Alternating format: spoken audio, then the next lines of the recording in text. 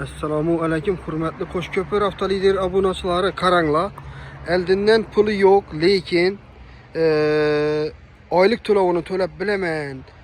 Shunday mashina qanada, shunday mashina bo'lsaydi deb qidirib berganlar uchun eldinden to'lovsiz sizlarga 2 dona Nexia'mizni qo'yib beramiz.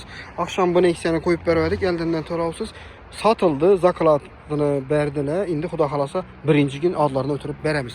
İndi bu maşinlarımıza geladigan bolsak 2009 yılda ishlab chiqarilgan, kraskasi asujit bo'lgan, zengleri için bir qator səpilən, yaxşı diskelərdə, yaxşı balonlarda metanı bu yenem navlarını aytıp ötsek boladı. İçləri akuratlı halatda, hiç yerinde hiç qanday kamchiligi yo'q. Motorları aptol yemiydi. Metallarının sroku 2030 yilda.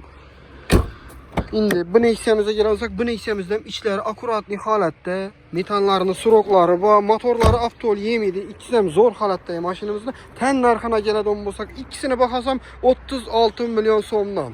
36 milyon so'mdan.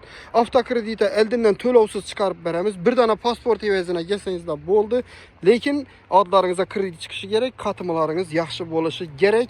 Üzlərinizdən bizlərlə vaqtlarımızda amaslık üçün pasportlarınızı bankla liboy bir yaqin banka barib turib, adlarınızı tekshirib ko'ring. Adlarınıza kredit chiqadigan bo'lsa, bemalol kelaverasizlar.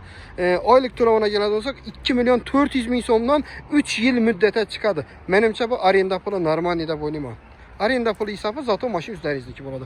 Halasanızda adı oturup alınlar, halasanızda generalini bilen alınlar. Lakin bize generalini bilen girip kopmuz. Aylık to'lovlari 2 milyon 400 ming so'mdan 3 yil muddete çıkadı. Esenmelerinizə rahmet. Qo'shko'pir avtoliderdə kutib qolamiz. Kelaverasizlar. Manzilimizga keladigan bo'lsak, Ban tarafimiz Urganch tarafdan, Karamanposkaydan girib kelasizlar. Qo'shko'pir avtosavdo zdaniyasidan o'tgandan keyin 6 etajli domni doğrusunda ishning butkada bo'ladi. Orientir için Razlinoy Pive deb yozilgan 2 etajli zdaniyaning yan başındayı butkada oturamiz. Kelaverasizlar.